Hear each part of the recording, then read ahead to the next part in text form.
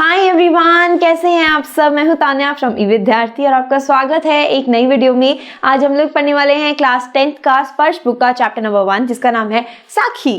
ठीक है, तो ये जो साखी चैप्टर है इसमें है क्या, इसमें है कबीर के दोहे। कबीर के जो दोहे हैं उसमें सिखाते हैं ट्रुथ, ईगो फ्री लाइफ और इनर डिवोशन। जो है ये मैसेज मिलता है हमको कबीर के दोहों से। दिखावा छोड़कर सच और सिंप्लिसिटी अपनाओ यार, और गुरु की बात मानना और मन को प्योर रखना रियल स्ट्रेंथ है। ये कबीर के दोहे हमको सिखाते हैं। जो हमको एक्चुअली मॉरल मिलता है ना, जो बोलते हैं कि हमको वैल्यूज जो मिलती हैं वो यही है, सीधे रहो और सच्चे रहो। कबीर के दोहे यही बताना चाहते हैं। बाकी हम अच्छे से पढ़ेंगे।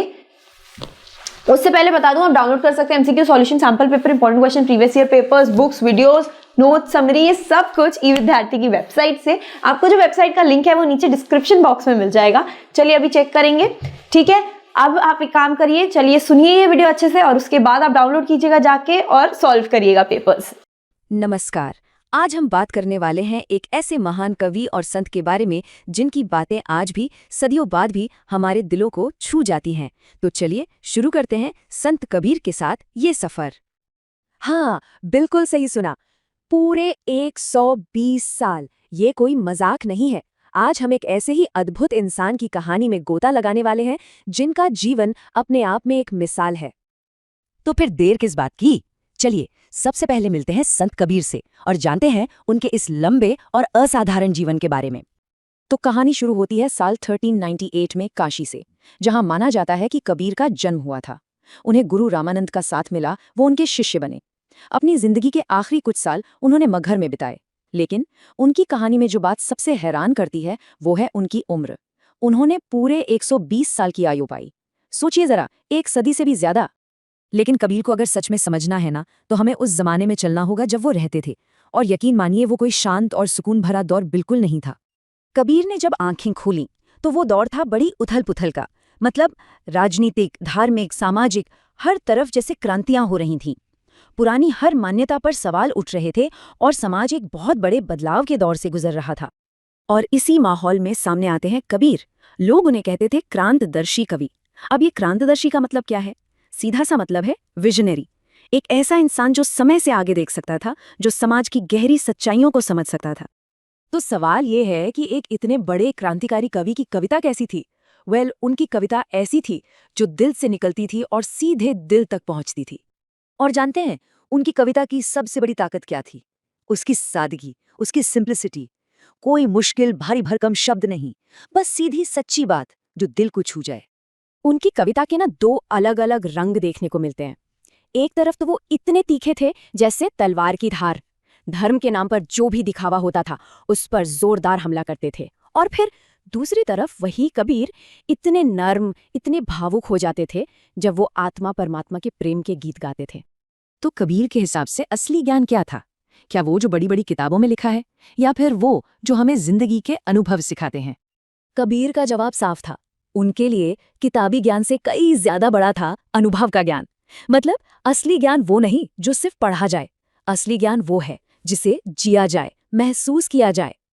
उनका विश्वास था सत्संग में, यानी अच्छी संगत में। और ईश्वर के बारे में उनके विचार बड़े साफ थे।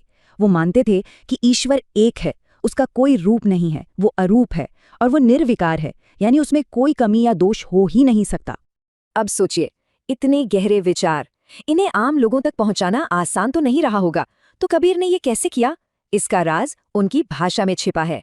उन्होंने कोई बहुत मुश्किल संस्कृत वाली भाषा नहीं चुनी। नहीं, उन्होंने वही भाषा अपनाई जो लोग रोजमर्रा की जिंदगी में बोलते थे। पूर्वी जनपद की भाषा, बिल्कुल सीधी, सरल, ऐसी भाषा जो सबको अपनी लगे। और इसी आम भाषा का इस्तेमाल करके उन्होंने रचे अपने शब्द और साखियाँ। और ये सिर्फ कविताएं नहीं थी, ये तो लोगों के मन की बात थी, उनकी भावनाओं की आवाज़ थी। एक ऐसी आवाज़ जो सोए हुए समाज को जगा रही थी और हर एक इंसान तक पहुंच रही थी। वैसे ये साखी शब्द आया कहाँ से है? बड़ा मज़ेदार है ये। साखी शब्द असल में साक्षी का ही एक रूप है। और साक्षी का मतलब होता है गवाह, वन हु हैज़ विटनेस्ड। और साक्षी शब्द बना है साक्ष्य से, जिसका मतलब है प्रत्यक्ष ज्ञान, डायरेक्ट नॉलेज। तो मतलब ये हुआ कि साखी वो ज्ञान है जो आंखों देखा है, अनुभव किया हुआ है। और यही प्रत्यक्ष ज्ञान एक गुरु अपने शिष्य को देता है। किताबी बातें नहीं, बल्कि जिंदगी की सच्ची सीख। और कबीर का अनुभव तो बहुत बड़ा था। वो एक जगह टिककर नहीं बैठे, वो जगह जगह घूमते थे और इसी घूमने फिरने से उन्होंने प्रत्यक्ष ज्ञान हासिल किया। यही वजह है कि उनकी कविता में कई भाषाओं का मेल मिलेगा, कहीं अवधी तो कहीं राजस्थानी, भोजपुरी भी है और पंजाबी भी। इसीलिए तो लोग उनकी भाषा को पचमेल खिचड़ी कहते हैं। है ना मजेदार नाम? जैसे खिचड़ी में सब कुछ मिला होता है, वैसे ही कबीर की भाषा में भी कई बोलियों का स्वाद है। इसे सधुक्कड़ी भी कहते हैं, मतलब साधुओं वाली भाषा। तो कबीर का ये पूरा जीवन, उनकी बातें, उनकी कविता, इन सब से हमें क्या सीखने को मिलता है? क्या है वो एक बड़ी सीख?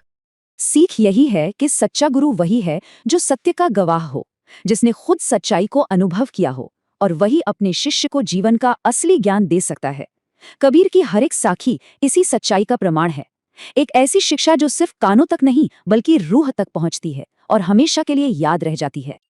आज हम सब मिलकर संत कबीर की साखियों के गहरे सागर में एक डुबकी लगाएंगे। देखिए, ये सिर्फ दोहे या कविताएं नहीं हैं, बल्कि ये वो अनमोल ज्ञान है जो कबीर ने अपने जीवन के अनुभव से, सच को अपनी आंखों से देखकर हमें सौंपा है। तो चलिए, आज हम शिष्य बनकर इस प्रत्यक्ष ज्ञान को, इन साखियों को अपने दिल में उतारने की कोशिश करते हैं। तो सबसे पहले ये जानना जरूरी है कि हमारे गुरु कबीरदास जी थे कौन। आप सोचिए, 15वीं सदी का वो दौर, और उस दौर में एक ऐसा संत जो समाज की हर गलत परंपरा को चुनौती दे रहा था। कबीर जी कोई किताबी ज्ञानी नहीं थे। उनका तो सीधा मानना था कि असली ज्ञान किताबों के पन्नों में नहीं बल्कि जीवन को अनुभव करने में है, सच को खुद जीकर देखने में है। और पता है, यहीं से ये खूबसूरत शब्द आता है साखी। साखी शब्द निकला है साक्षी से, और साक्षी का मतलब क्या होता है? गवाह, वो जिसने अपनी आंखों से सब कुछ देखा हो। तो साखी वो ज्ञान है जिसे गुरु ने खुद अनुभव किया है, खुद जिया है, और अब वो हमें सौंप रहे हैं। तो चलिए, इस आंखों देखे सच को महसूस करने के लिए तैयार हो जाइए। कबीर अपनी शिक्षा की शुरुआत करते हैं हमारे सबसे बाहरी व्यवहार से, हमारी बोली से, हमारी वाणी से। और ये कितनी सही बात है ना? जब हम किसी से मिलते हैं तो सबसे पहले हमारे शब्द ही तो हमारी पहचान कराते हैं। तो आइए पहली साखी सुनते हैं, इसे मन में उतरने दीजिए। ऐसी बाणी बोलिए मन का आपा खोए, अपना तन शीतल करे औरन को सुख होए। वाह, कितनी सरल, कितनी मीठी बात कह दी कबीर ने। यहाँ एक शब्द है, आपा। इसका मतलब है हमारा अहंकार, हमारा घमंड, हमारा मैं। कबीर कहते हैं कि हमें ऐसी वाणी बोलनी चाहिए जिसमें से ये मैं का भाव निकल जाए। जब हम विनम्र होकर प्यार से बोलते हैं तो पता है क्या होता है? इसका असर दोहरा होता है। पहला, अपना तन शीतल करे, हमारे खुद के मन की आग, हमारा गुस्सा शांत हो जाता है, हमें एक ठंडक मिलती है। और दूसरा, औरन को सुख होए, मतलब जो हमारी बात सुन रहा है उसे भी शांति और सुख का अनुभव होता है। तो जब हमारी वाणी मीठी हो गई, मन थोड़ा शांत हुआ, तो अब कबीर हमें एक गहरी यात्रा पर ले चलते हैं। ये यात्रा है बाहर की दुनिया से हमारे अपने अंदर की दुनिया तक, उस भगवान की खोज जिसे हम अक्सर गलत पते पर ढूंढते फिरते हैं। अब इस साखी को सुनिए और अपने मन में उस बेचैन हिरण की तस्वीर बनाइए। कस्तूरी कुंडली बसे, मृग ढूंढे बन माही, ऐसे घटे राम है, दुनिया देखे नाही। आप महसूस कर सकते हैं उस हिरण की बेचैनी, उसकी भागदौड़। देखिए कितना खूबसूरत उदाहरण है ये। कस्तूरी, जिसकी महक से हिरण पागल हुआ जा रहा है, वो कहीं बाहर नहीं बल्कि उसी की अपनी नाभि में यानी कुंडली में है। पर बेचारा हिरण इस सच को जानता ही नहीं और उससे पूरे जंगल में यहाँ वहां ढूंढता फिरता है। कबीर कहते हैं हमारी हालत भी तो बिल्कुल वैसी ही है। घटी घटी राम है, वो ईश्वर तो कण कण में है, हर एक के दिल में है, पर हम अपने अज्ञान की वजह से उन्हें देख नहीं पाते और बाहर मंदिरों मस्जिदों में खोजते रहते हैं। तो फिर ये अज्ञान का पर्दा हटता कैसे है? सुनिए, जब मैं था तब हरि नहीं, अब हरि है मैं नाही, सब अंधियारा मिटी गया, जब दीपक देखा माही। इन पंक्तियों में पहले एक संघर्ष है और फिर एक अद्भुत शांति का अनुभव। यहाँ पर जो मैं है वो हमारा अहंकार है, हमारा ईगो। कबीर कहते हैं कि हमारा मन एक ऐसा कमरा है जहाँ या तो मैं रह सकता है या हरि यानी ईश्वर, दोनों एक साथ कभी नहीं रह सकते। जब तक मन में अहंकार का अंधेरा था तब तक ईश्वर का प्रकाश नहीं दिखा, और जैसे ही हरि आए मेरा मैं अपने आप खत्म हो गया। और ये हुआ कैसे? जब दीपक देखा माही, जब गुरु की कृपा से अपने ही अंदर ज्ञान का एक छोटा सा दिया जला तो मेरे जन्मों जन्मों का अंधेरा एक पल में गायब हो गया। अब कबीर हमें एक साधक के मन की एक ऐसी अवस्था में ले जा रहे हैं जिसे दुनिया वाले शायद समझ ना पाएं। ये एक ऐसा दुख है जो दुनिया के सारे सुखों से कहीं ज्यादा कीमती है। जरा ध्यान से सुनिएगा इस साखी को। सुखिया सब संसार है, खाइए अरु सोवे, दुखिया दास कबीर है, जागे अरु रोवे। एक तरफ सुख की बात है और दूसरी तरफ दुख की, पर यह कैसा अजीब दुख है। कबीर कह रहे हैं कि देखो ये सारा संसार कितना सुखी है, मस्त खाता है और सो जाता है। लेकिन यहाँ सोने का मतलब सिर्फ नींद लेना नहीं है, इसका असली मतलब है अज्ञान की नींद में सोए रहना। दुनिया वालों को पता ही नहीं है कि वो क्या खो रहे हैं। और दूसरी तरफ दुखिया दास कबीर है। कबीर जैसे भक्त दुखी हैं। क्यों? क्योंकि वो जागे अरु रोवे। वो अज्ञान की नींद से जाग चुके हैं, उन्हें सच का पता चल गया है और अब उन्हें ईश्वर से अपनी जुदाई का दर्द महसूस हो रहा है। और इसी विरह की पीड़ा में वो रात भर जागकर रोते। और ये जुदाई का दर्द, ये विरह की पीड़ा कितनी भयानक होती है, इसे समझाने के लिए कबीर जो उदाहरण देते हैं उसे सुनकर रोंगटे खड़े हो जाते हैं। बिरह भुवंगम तन बसै, मंत्र न लागे कोई, राम वियोगी ना जीवे, जीवे तो बौरा होए। इन पंक्तियों में एक भक्त की असहनीय पीड़ा छुपी हुई है। कबीर कहते हैं कि ये जो बिरह है, ये ईश्वर से बिछड़ने का गम, ये एक भवंगम यानी जहरीले सांप की तरह है जो मेरे तन के अंदर ही बस गया है। और इसका जहर ऐसा है कि इस पर दुनिया का कोई मंत्र, कोई दवा काम नहीं करती। तो फिर राम वियोगी यानी राम से बिछड़े हुए इंसान का क्या होता है?